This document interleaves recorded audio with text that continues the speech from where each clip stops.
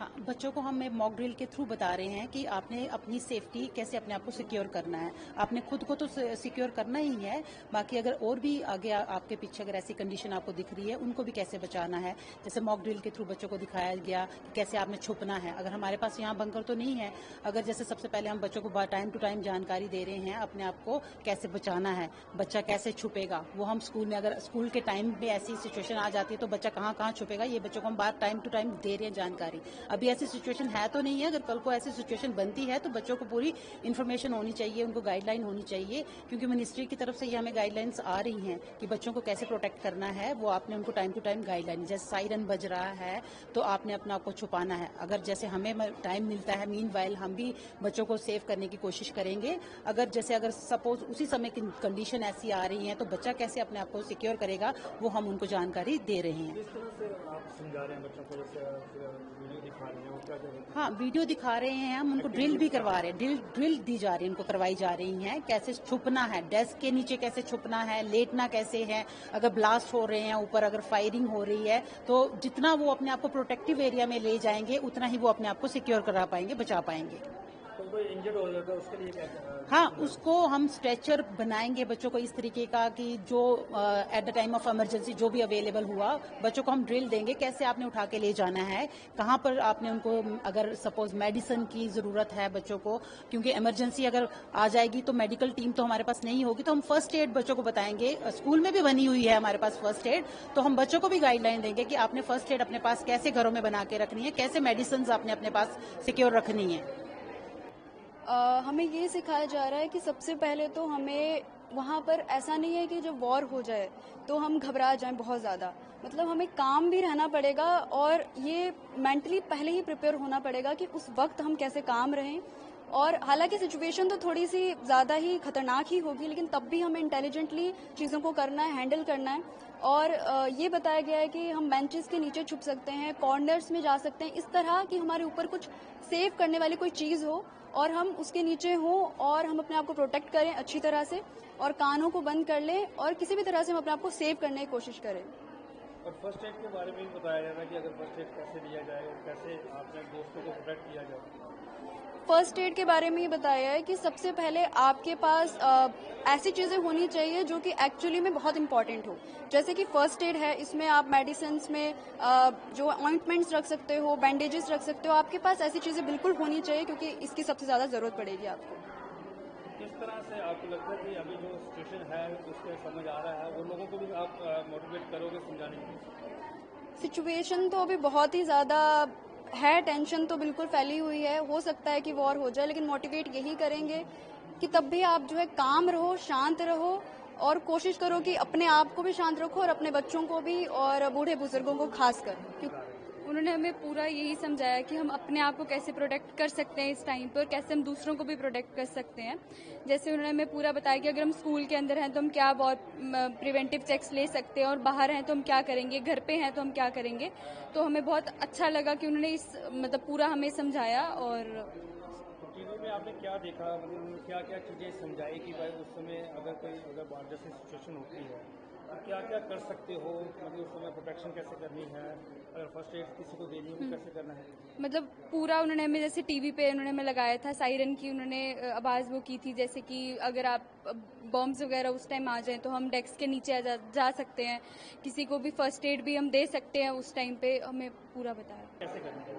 पहले तो जैसे पहलगाम में हुआ वो बहुत गलत हुआ और उसके बाद हमें लग रहा है कि दो कंट्रीज़ के बीच में वॉर हो सकती है, वर्ल्ड वॉर शुरू हो सकता है या कुछ ऐसा।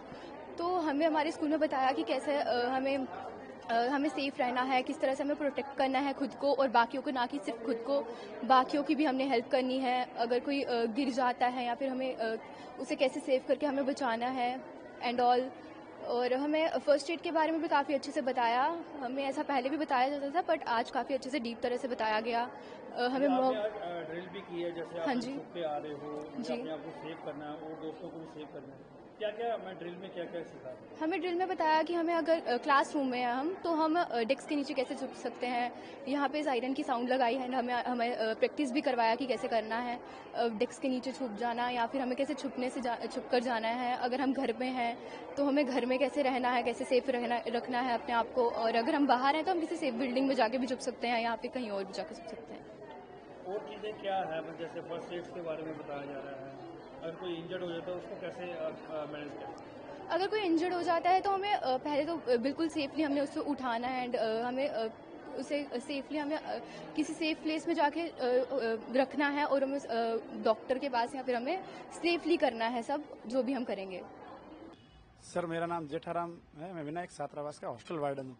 हमारा आरकेएस पब्लिक सेकेंडरी स्कूल के बच्चों को यहाँ रखते हैं, और बच्चों को हम जब ये युद्ध की स्थिति बन रही है, जब से ये आतंकी हमला हुआ है, तब से लेके हमें बच्चों को एक अच्छे से ट्रेनिंग किया है कि बच्चों अब जब अपने ऊपर ऐसी कोई आपत्ति स्थिति आ जाए तो अपन को किस तरीके से इसमें ट्रेनर होना है। तो किस तरह से ट्रेनिंग दी, क्या क्या बताया बच्चों को ये बताया कि जमीन से 3 फुट ऊपर लेटना है, उल्टा लेटना, अपने कान बंद करने हैं, और सबसे पहले तो अपने घर की और अपने हॉस्टल की जहाँ पे रह रहे हो सबसे पहले अपन को लाइटें बंद करनी, लाइटें बंद करके यहाँ एकदम छुप जाना। उससे भी यदि ज्यादा स्थिति होती है तो हमने क्या है कि बिल्डिंग पूरी बंकर टाइप बनाई है, तो उसमें नीचे हमने अंडरग्राउंड बंकर टाइप बनाया, उसमें जाके इनको छुप जाना है। यानी स्कूल की बिल्डिंग में बंकर भी बना हुआ है? हाँ, बंकर नीचे वो बंकर टाइप, क्योंकि ये पूरी हमने बड़े पिलर लगवा के पूरी आरसीसी करवा के ये अच्छे से तैयार करवाई है। और कितने बच्चे, कितने बड़े हैं, कितने छोटे हैं कि जिनको? बच्चे बहुत छोटे छोटे हैं सर, मेरे पास 2nd क्लास के भी बच्चे हैं और 9th 10th के भी बच्चे हैं। और कब से आप ये ट्रेनिंग दे रहे हैं? ये सर हम 15-20 दिन हो गए जब से ये युद्ध की स्थिति बनी है तब से दे।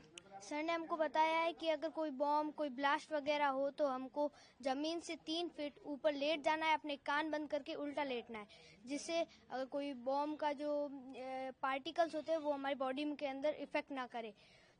और अगर हम उससे भी खतरनाक चीज है तो हमारे लिए नीचे बेस ग्राउंड है जिसके अंदर हम जाके छुप सकते हैं, जिससे हमको कोई खतरा ना हो। मेरा नाम धर्मपाल है। क्या बताओ, क्या सिखाया गया आपको? हमें सर ने सिखाया है कि जैसे ही कोई बॉम्ब वगैरह या ऐसी अलर्ट का या कोई बेल का साइन मिले तो अपने बेड पे या किसी भी धरती से 3 फीट के ऊपर सो जाना है, उल्टा सोना है और कान बंद कर। मॉक ड्रिल करनी है। इसी क्रम में हम गाजियाबाद में भी अपनी मॉक ड्रिल कर रहे हैं। कल 7 तारीख को हम स्कूल के बच्चों को ट्रेन करेंगे कि हवाई हमले के दौरान आपको कैसे अपना बचाव करना है, और बच्चे अपने घर पे जाके पड़ोसियों के जाके उस चीज़ों को बताएंगे। इसके अलावा अगर हवाई हमला होता है तो ब्लैकआउट की एक प्रथा रही है हमेशा से, वो ब्लैकआउट की ट्रेनिंग भी हम रात को करेंगे विभिन्न कॉलोनियों में। सर लोगों को भी किस तरह जागरूक कर रहे हैं? लोगों को हम इस तरह से जागरूक करेंगे कि अगर हमारा सायरन बजता है तो हमले की चेतावनी है, अगर सायरन की एक दूसरी टोन होती है, अगर वो बजता है तो हमला हो चुका है, और अगर हमला ओवर हो गया है तो एक तीसरी टोन होती है। उस दौरान आपको क्या करना है ये सब उनको बताया जाएगा। टोटल कितने सिविल डिफेंस के कर्मचारी हैं और कितने डिपार्टमेंट? सिविल डिफेंस के जो वार्डन्स हैं जो स्वेच्छा से हमारे उसमें हैं, करीब 650 लोग इस समय हैं, और कुछ भर्तियां चल रही हैं, और फायर फाइटर्स की अगर संख्या जोड़ लें तो 1000 से ज़्यादा लोग हैं हमारे पास। सर अगर बात करें एम्बुलेंस की, डॉक्टर टीम्स की, हॉस्पिटल की, तो इसके लिए भी आपने चिंता रखा हुआ? नहीं, इसके लिए हम तो डीएम सर से बात करेंगे, क्योंकि अभी जो मॉक ड्रिल है इसमें इनकी आवश्यकता नहीं है, उस तरह की मॉक ड्रिल नहीं है, उस तरह की ट्रेनिंग नहीं है। उसके लिए एक अलग वृहत रूप में मॉक ड्रिल होगी जिसमें सारे डिपार्टमेंट का सहयोग मिलेगा। अभी तो हम अवेयर कर रहे हैं नागरिकों को।